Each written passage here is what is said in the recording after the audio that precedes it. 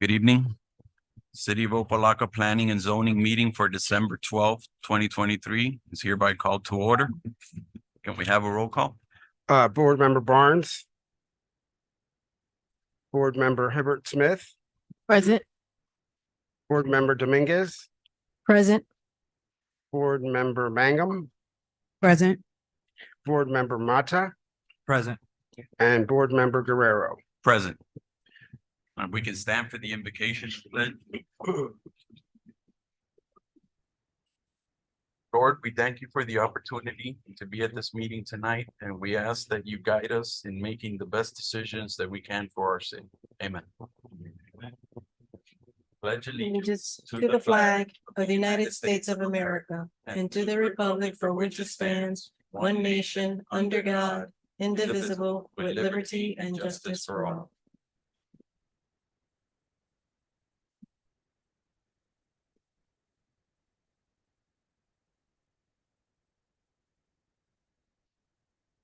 Can we get an approval of the minutes for the last meeting? Not sure what the date was.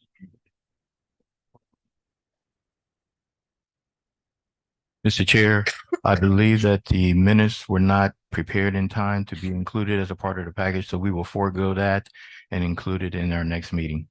Okay, thank you.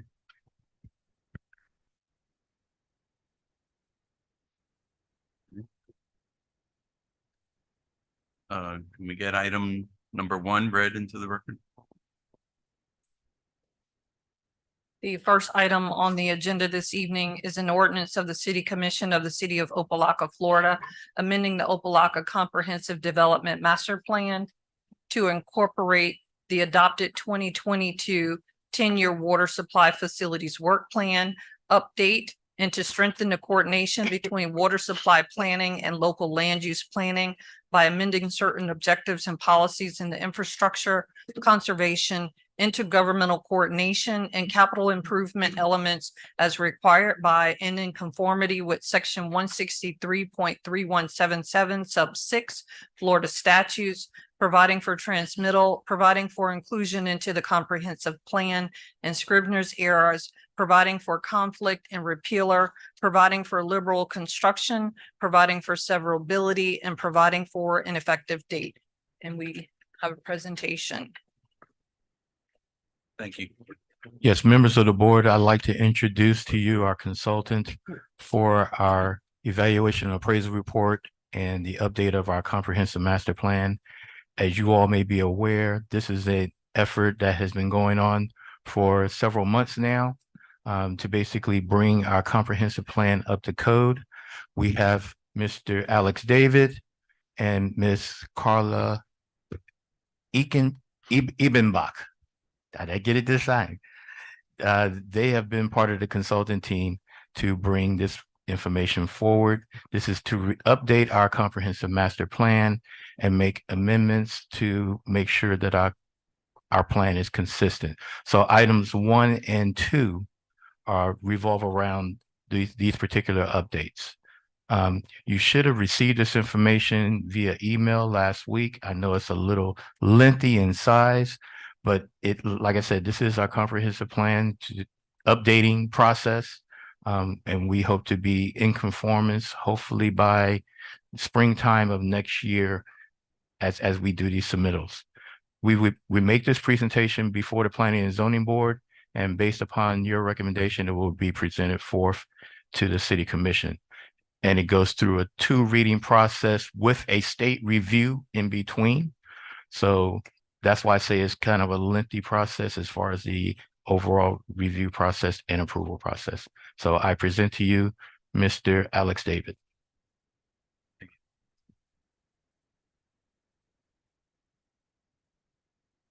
Can we hear it? Maybe turn it on from here. On the side. Is there a button that says on? Well, somebody's coming to help. You didn't sign up for IT work, huh?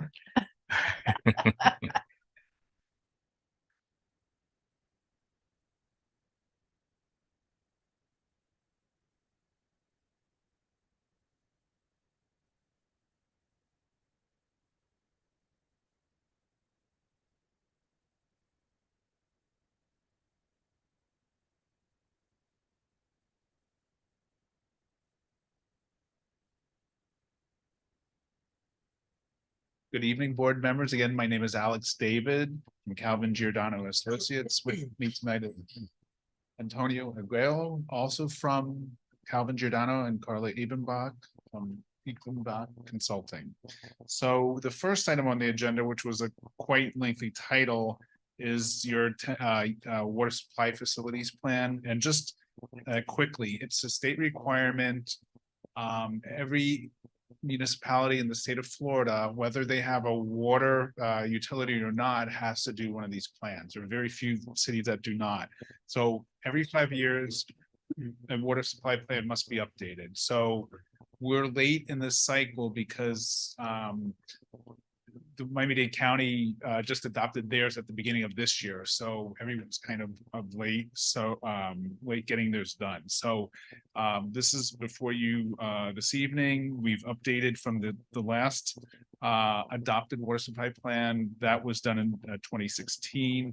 And basically this is a pretty technical document, but parts of the goals, objectives, policies do go into your comprehensive plan. So that's number two on your agenda. So so basically it's technical.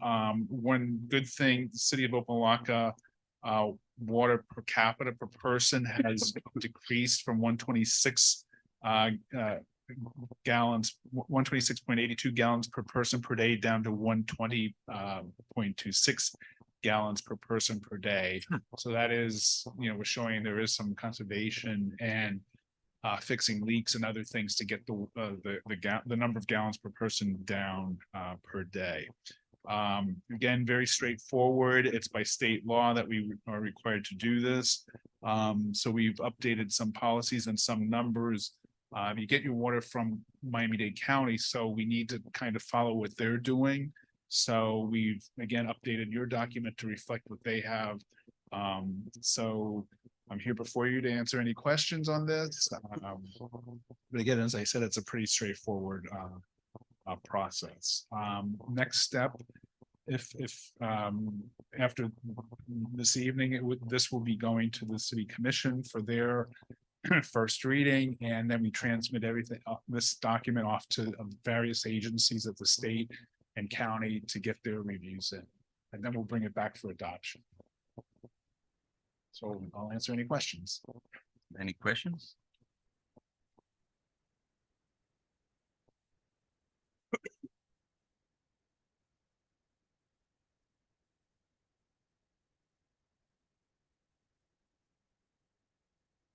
Yes.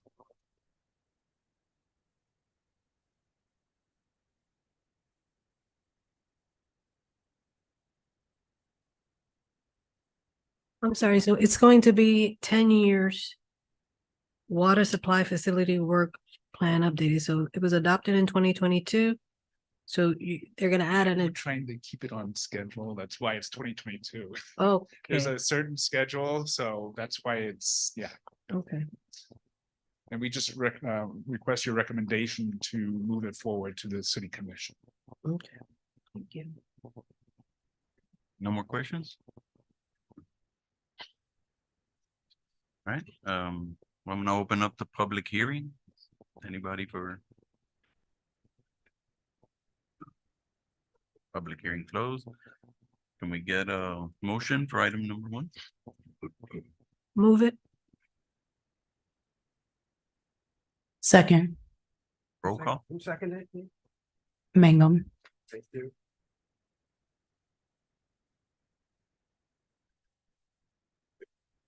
Roll call. Oh, I'm sorry. Board Member Barnes. Board Member Hibbert Smith, Approve. Board Member Mata, Approve. Board Member Guerrero. Yes. Thank you. Motion passes. We get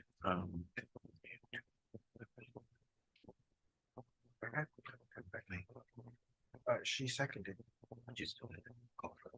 Oh, I'm sorry, Board Member Mango. Approve. Even though they motion and second. And Board Member Dominguez. Approved. Thank you. we get item number 2. The next item on the agenda this evening is an ordinance of the City Commission of the City of Opa-locka, Florida, providing for evaluation and appraisal-based amendments to the Opa-locka Comprehensive Development Master Plan as required by and in conformity with Section 163.3191 sub 1 of the Florida statutes, providing for inclusion in the comprehensive plan and scrivener's errors, providing for conflict and repealer, providing for liberal construction, providing for severability, providing for an effective date. Thank you. Thank you. Again, Alex David. Could we put up the presentation, please?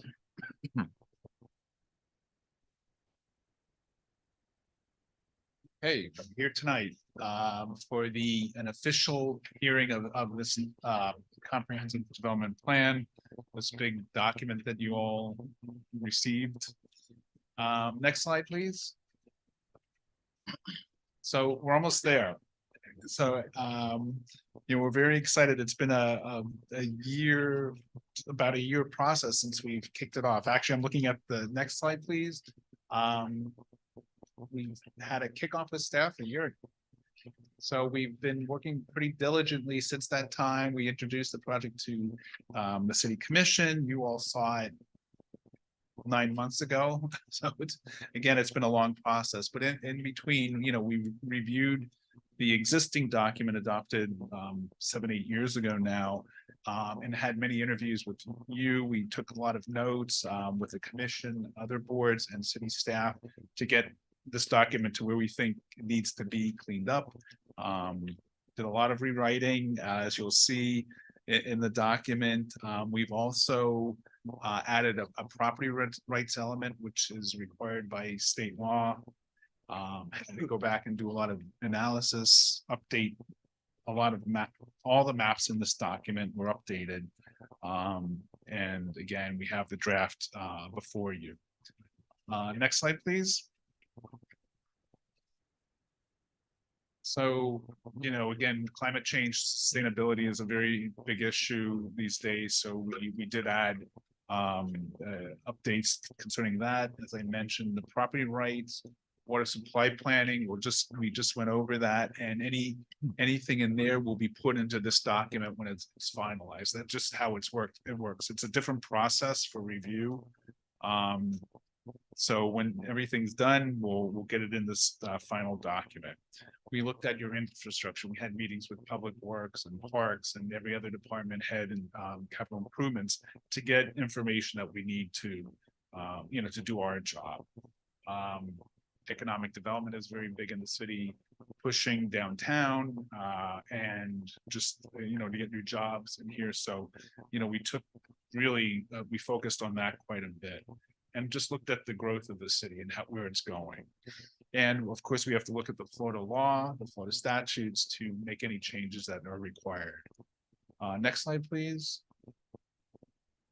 So when I said we're almost there and we're pretty complete, we're at task 7. So that's just what is before you tonight. We've drafted the document, and it's as I said, it officially being presented to you tonight, so we can move forward to the commission and get all the other external review agencies to look at the document and make their comments. Next slide, please. So basically, I'm just going to go quickly through a few of the elements to discuss some of the changes that we made. Next slide, please. So you had a series of what we call land use designations in the document and then on the map, and some of them didn't jive very well. So we cleaned up a lot of that. And one of the things we did, you had a civic land use designation, which took in a lot of different things. So we kind of broke it up on the map to show the airport and parks, utilities and water. So we just thought it would be best to break it up. According to the Florida statute, again, we have to show a 10-year period and a 20-year period. That's why the document's now called 2035-45 comprehensive plan. We did focus on retail. The public realm is very important, and enhancing the downtown. And as I said, we recreated all of your maps. Next slide. So again, we talked about redevelopment and the need for economic growth. The city just had approved or adopted a downtown master plan 2 years ago. So we really went through that document to see what we could pull to put policies in this document. Moorish design obviously is a big focus of the city, so we tried to get some policies in there to deal with that issue. And there's a big concern as things develop, what happens to existing businesses? Are they going to be pushed out? So we added policies to address displacement. Next slide, please. In transportation, we talked a lot with Public Works, Capital Improvements, and other staff to, what are the needs? So, what really came out is improving the public realm, as we say, the streets, restriping the sidewalks, having adequate lighting and street furniture, so people are comfortable if they're waiting for a bus or whatever to go wherever they need to go. Again, keeping streets open and connected, free of barricades was very important. That was there was an issue with that some years ago. So the city is trying to address everything that dealt with that and the problems that it caused. We also want to make sure that we have what we are calling complete streets, allowing for bicycles, the sidewalks, people have access without having to go over vacant lots with no sidewalks or no bike lanes. So that's kind of what that's about. And again, we were coordinating with downtown redevelopment and transit-oriented development. Next slide, please. So we focused a lot on housing, and again, you'll see a lot in the document. But again, a big focus was not displacing people due to gentrification.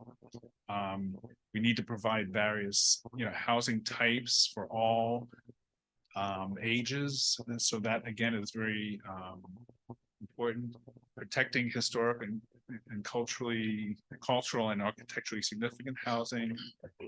We talk about the carbon emissions and energy efficiency in housing. And that kind of plays into some other elements, but we kind of had to weave certain policies throughout the document to cover climate change or whatever. It hits a few different areas. Mandating affordable housing, very important. And, we worked with this, as I said, city departments in 10 North to better address some of the housing needs. Next slide, please.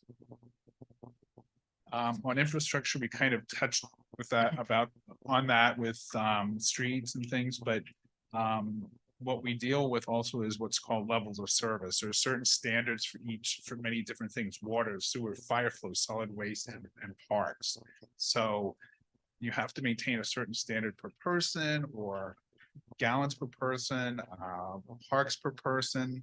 So that's what this element is about. So we did adjust certain things, as I mentioned in the previous item. Water, that per person standard changed.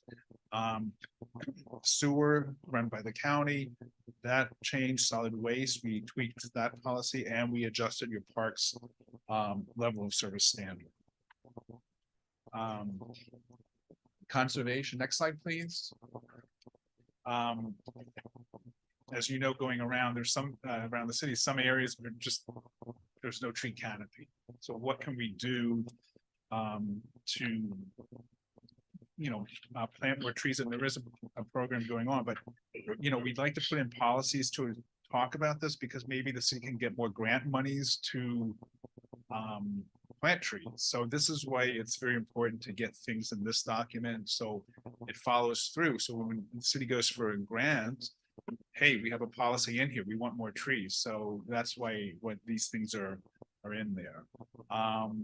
We had to address conservation, the pipe leakage issue, septic tanks and drainage. There is flooding. So again, this all needs to be in this document to help again, my push is to get more monies to get these things done.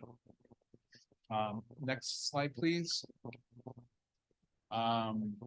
Again, we looked at, as I mentioned previously, we looked at the parks level of service standard.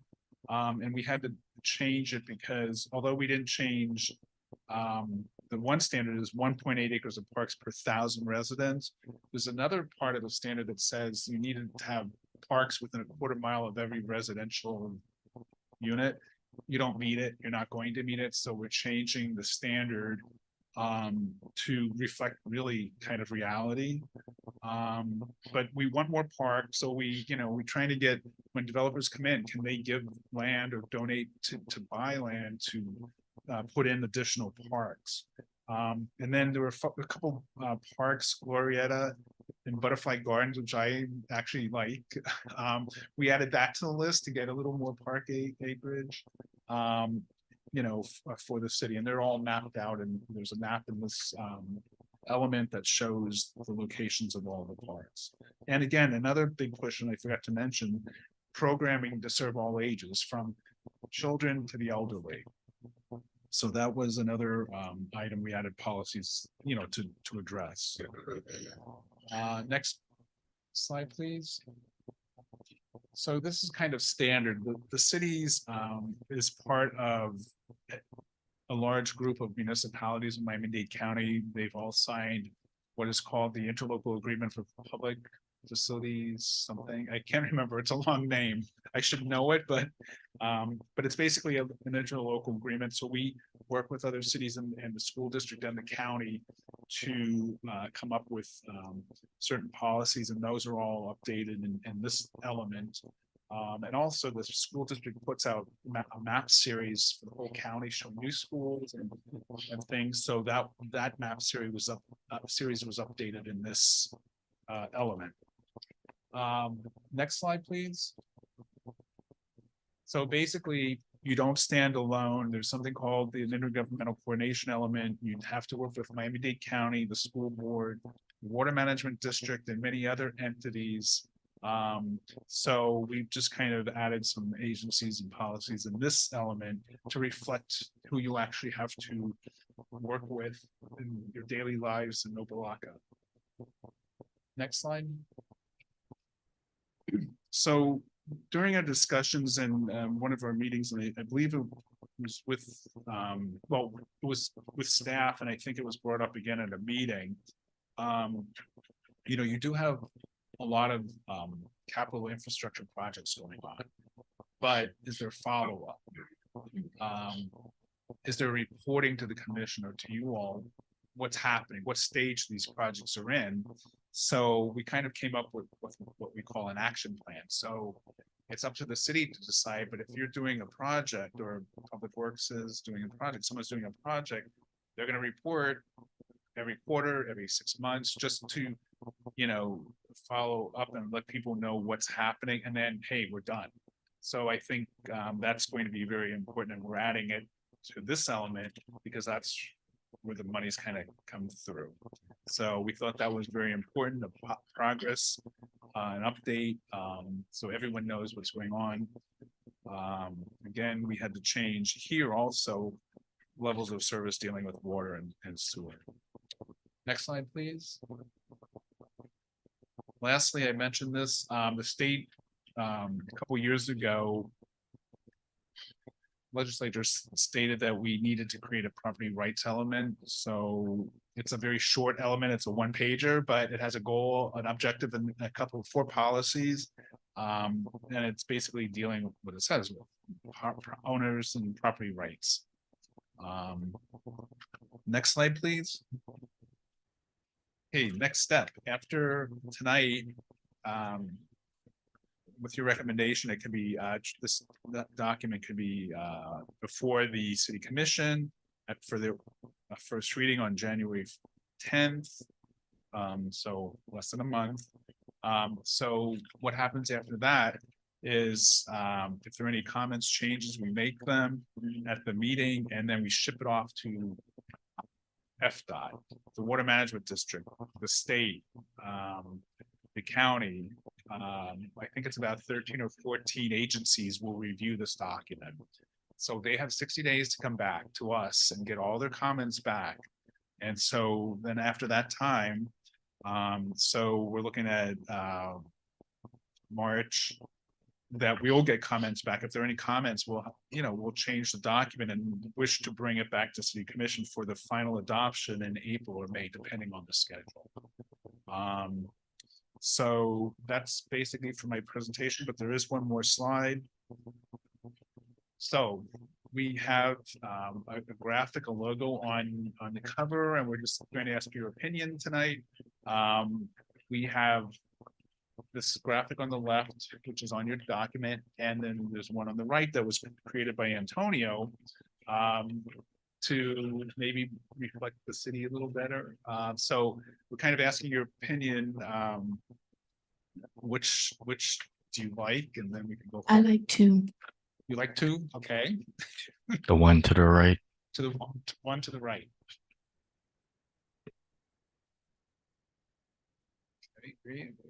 Three. I mean, I don't see, I'm trying to see the difference. I'm sorry. Second one has like Hold the on. mosh design. Oh, I got you now. Thank you. Because I was like, everything looks the It's picture. very subtle. It's very subtle, but. Definitely number two. Yes, Okay. yes. You know, Okay, 5-0 on that. that's crazy, but they're the same. I know. Yeah, I So know, this was but a it's, test. yeah. So, with that, the last slide is just our contact information, Mr. Gay. Or myself or Carla, anyone could, if you had any questions or comments moving forward after tonight, we're happy to answer. So with that, I'll open this up for any questions. I mean, there's a lot of stuff in here, but I'll try my best. I have a question. You can just elaborate a little more on that property rights element that the state is mandating on what specific? If you turn to page 223 of the document, well, it's basically the last page. So there was a legislator who had been trying to get this passed for years. So basically, I mean, it's kind of common sense that, and this is always the case, I think, any elected body, they need to take into account who owns the property. So that's kind of the overarching theme, and that's in here. And I think cities, municipalities typically did that. And also about, keeping the property owner being able to maintain or develop the property as they see fit according to zoning laws and all that. But You said it was in page 223? Yes. it's the last. That will be page 223 on the document, Looking but at the- in the enumeration, Okay. hold on one second.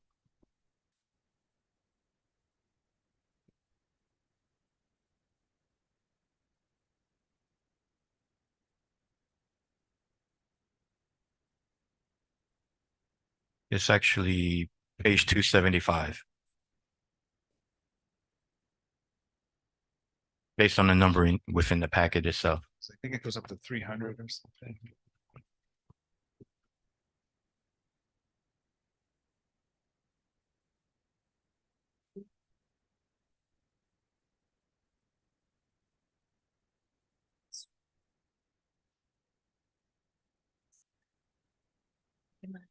No, what I see, if it's this that he means on the last page, but it basically just says the same points you were going through on the present, on the.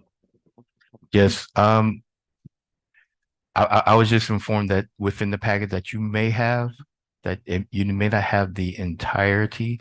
It was up to the executive summary, but for the packet that we sent you via email, It's there. it's there. The entire packet is within that particular Yeah, document. basically, I wanted. And that was sent out on last Friday. Well, if it's on the. Like I said, within the packet is page 275. And it's page 223, page 222, 223, within the report itself. So it's just this page. Yes, it's a one pager. It's pretty much common Pretty vague, sense. but you know. Well, but it's common sense, you know, so, but now it's in state law. I was just trying to get it just for what exactly they mean by that, but thank you.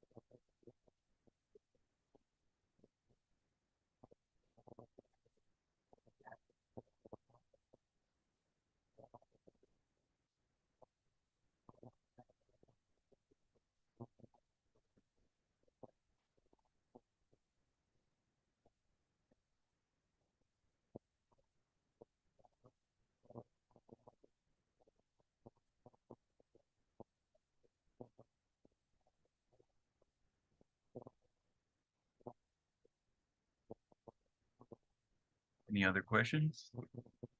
I just wanted to thank Mr. Alex David for the presentation. Thank you. It was very thorough and I particularly like the capital improvements element.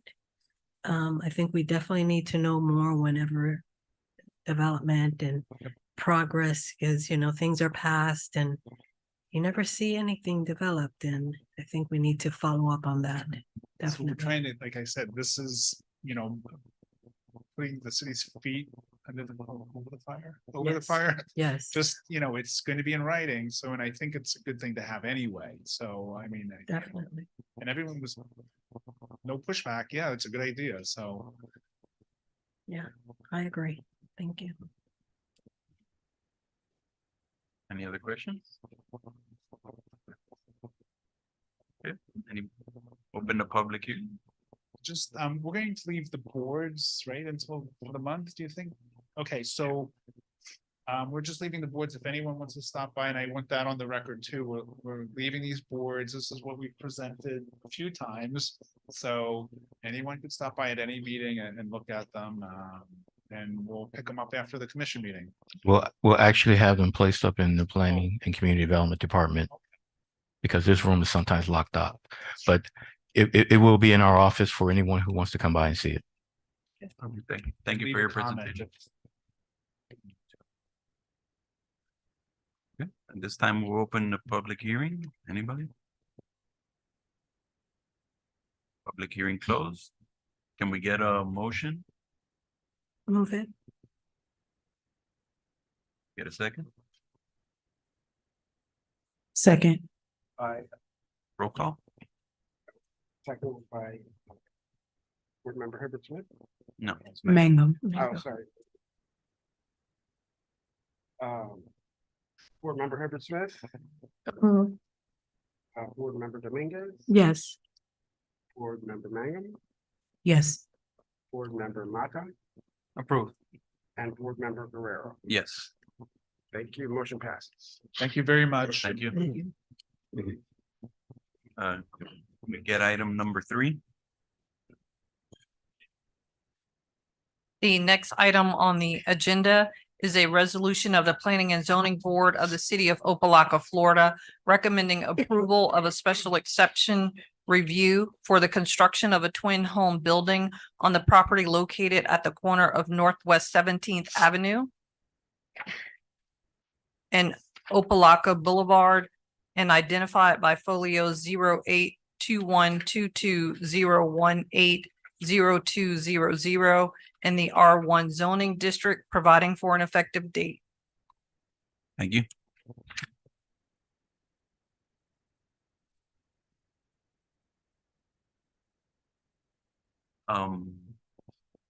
The applicant, item number 1.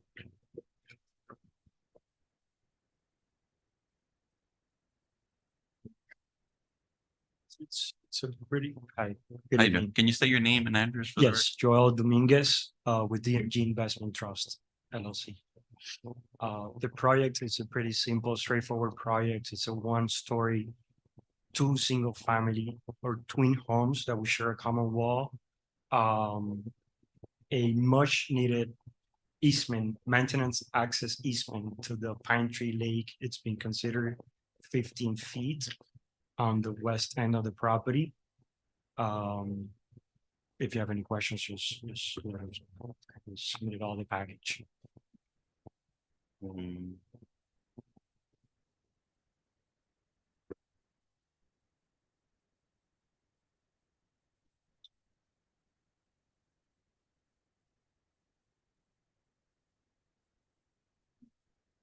Can we get staff to chime in? Yes, Mr. Lee will come up and make a presentation. Good evening, Gerald Lee, City of Opa-locka, Planning and Community Development Department, zoning official. This project is as was stated previously, is a very simple one. This is a vacant lot that's at the east end of the city. In fact, it's at the borderline between the end of the city and unincorporated Dade and North Miami. This property is owned by DMG Investment Trust. This property is in the single-family R1 zoning district.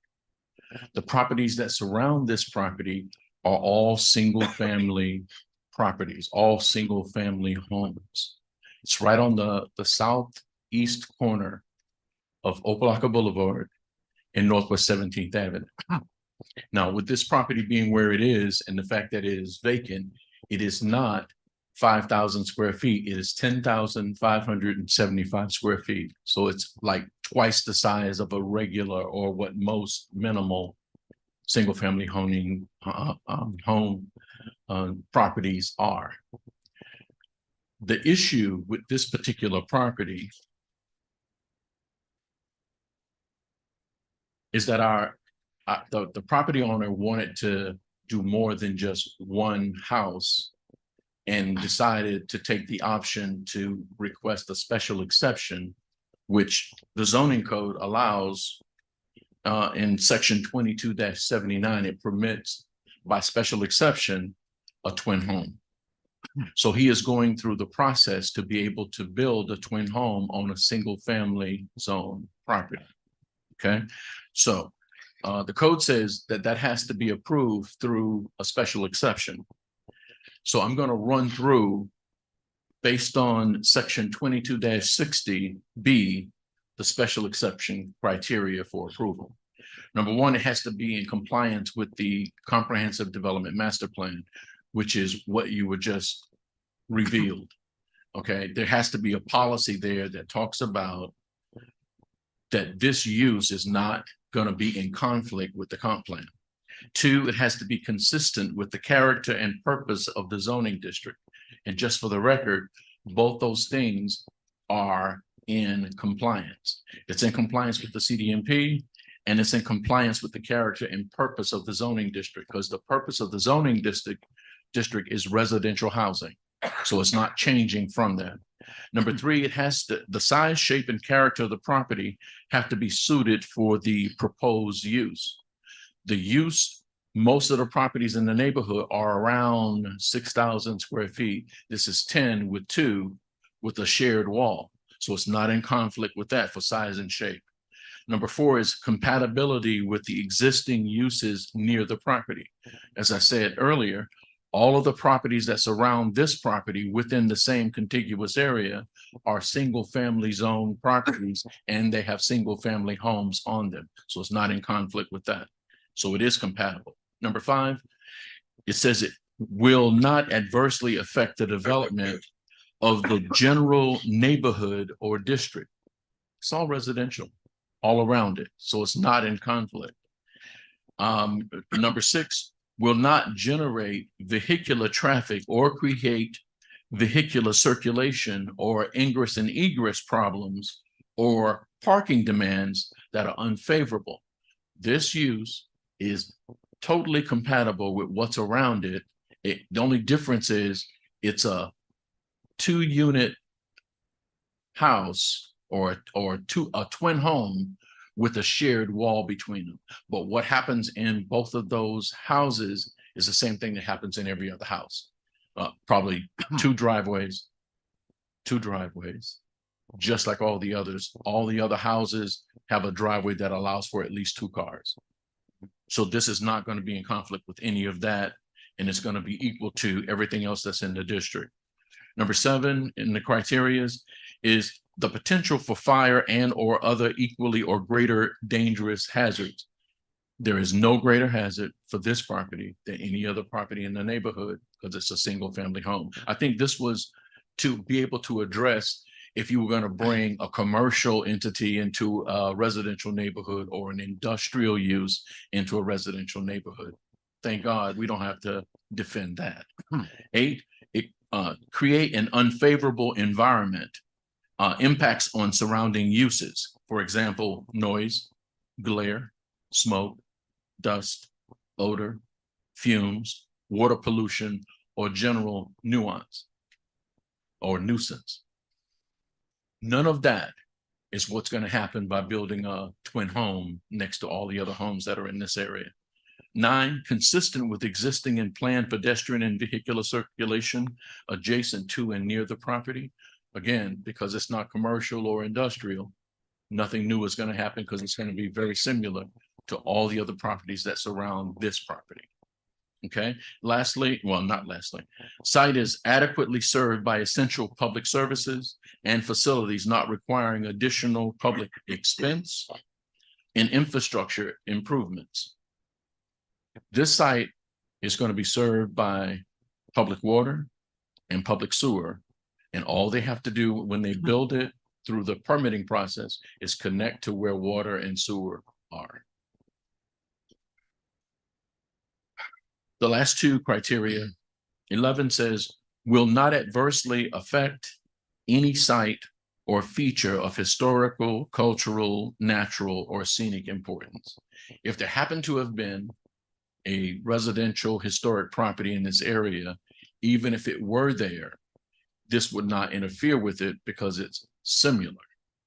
There happens not to be any historic properties in that area, so this is not going to be affected. And then lastly, it says will not be contrary to the public health, safety, and welfare, provided that a denial based exclusively on the language shall include explicit findings regarding the way in which granting the special exception will be contrary to the public health, safety, or welfare.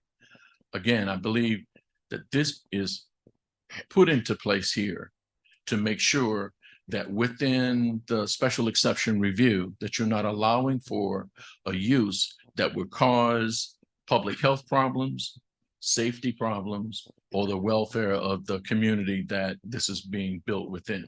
So with that being the case, I believe that the criteria that has been espoused is being complied with in every way. And so staff recommends approval of this special exception. Mr. Lee, Yes, sir. do you happen to know the minimum lot size for when it's a single family home in that particular zoning district? The zoning, the zoning code allows the minimum square footage to be 4,800 square feet. Okay. Okay, so they're at 10,575. Okay, that was another option. He could have subdivided it, but that's not what he wanted to do. And he had some choices, and this was the choice he decided. Is it, Go ahead. No, go ahead. was it more cost effective to build a twin home instead of subdividing the lots? To make it conform to what? That might be a personal choice. Both are costly. They both require a site plan and presentations of this sort to be able to address it. So,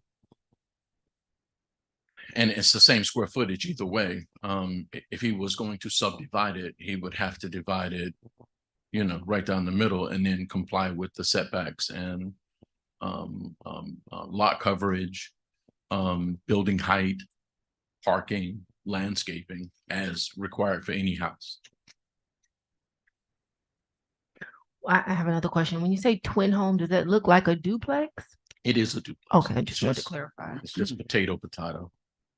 And will they, once they build the properties, will they still own the properties and rent them out, or could they be? That's gonna be up to him. We don't legislate. He can answer, Okay. if you don't mind. It would be too early to tell, but for now, we plan on keeping it, and renting it out. But selling it will be an option in the future. We're not sure yet. Okay, thank you. So the height is normal as a normal house, adequate parking. Mhm. It's just gonna be like a duplex. And let me ask you another question. Are the neighbors aware that this is, I mean, potentially can be built there? Yes, ma'am. Yes, ma'am. We got calls early about it, and then they came back around. I guess at the beginning, they thought it was gonna be something that wasn't a house. Okay. And then when they got the details, no more calls. Okay. Just want to make sure. Oh, isn't as part of their application, they have to get neighbor signatures from around? I think they did comply with Yeah. receiving some responses, but also they did provide a mail out. And the clerk sent letters to all of those people. And because usually. They send letters out to the residents in the Yeah, neighborhood? we provide that to the clerk's office, and the clerk mails out to the Oh. properties that are proximal to the site. Okay. It'd been nice to see that, see what it looks like. I don't know what the letter looks like, but see this? In your packet, that's the list of the properties that they provided, that was given to the clerk. So she could mail this out to the residents that are near this property. Yeah. So this is who was informed. You want to see what the property looks like or the letter looks like? No, not the property. I know more or less what it's gonna look like. No, I just wanted to know if the residents in the area were informed of what's going to be built there. That should always be a procedure though. Yeah, it When is. somebody is building something and then they get a chance to say, no, we don't want it, or we want it, or, Yes, ma'am, it is. okay. It is, and we provide that information to the clerk's office. Any other questions? No, Um. Public hearing for item number 3. One, public hearing closed. Can we get a motion? a motion to approve. Can we get a second? Second, That was Hibbert on the first. I don't want this. and Mangum on the second. Roll call. Thank you. Board Member Hibbert Smith, Approve. Board Member Dominguez, Yes. Board Member Mangum, Approve. Board Member Mata, Yes. and Board Member Guerrero. Yes. Motion passes. Okay. We get item number 4. The next item on the agenda this evening is a resolution of the Planning and Zoning Board of the City of Opa-locka, Florida, recommending approval of the final site plan review request for the construction of a twin home building on the property located at the corner of Northwest 17th Avenue and Opa-locka Boulevard and identified by folio 08-2122-018-0200 in the R1 zoning district, providing for an effective date. Board members, this is the companion item to the previous item, which the first item you dealt with was the special exception itself to allow for a twin home to be built within the single family zone property. This is basically looking at the site plan itself, which is built the construction of a twin home. If you have any questions, staff is here and also the applicant is here. Can you repeat the last thing you said? The last thing I said, this is basically the site plan for the previous application that you just voted on.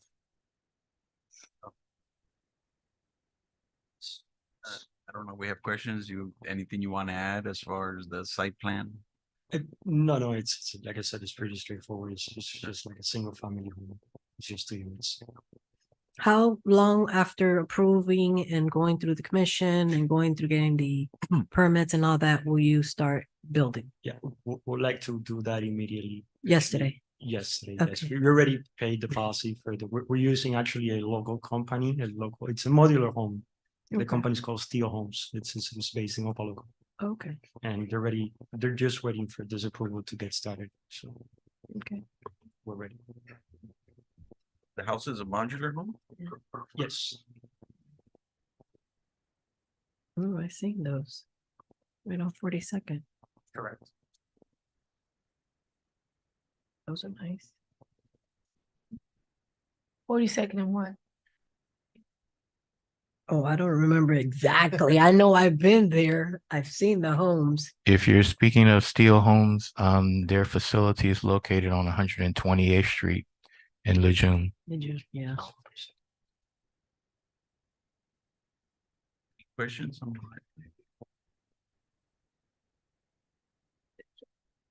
Where the old chamber used to be. Staff?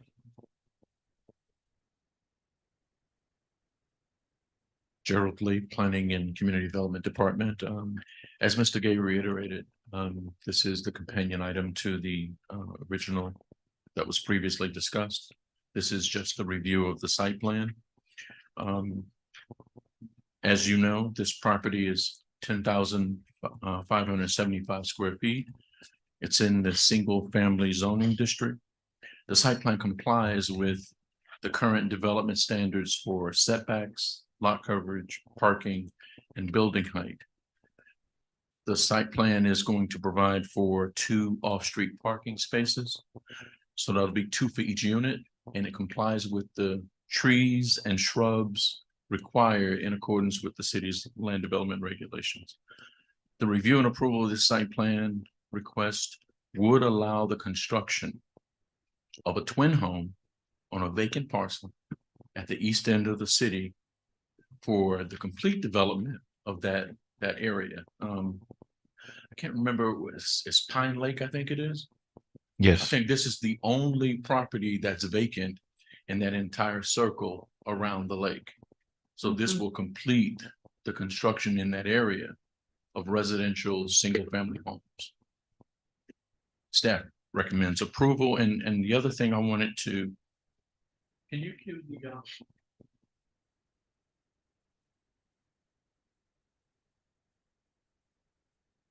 Okay. Go to about slide 7, I think.